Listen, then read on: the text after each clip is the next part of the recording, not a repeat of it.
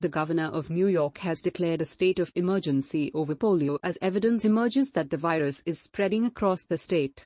Health officials say wastewater samples in New York City and 4 adjacent counties have tested positive for a poliovirus that can cause paralysis. Although only one case has so far been confirmed, it was the first in the country in nearly a decade.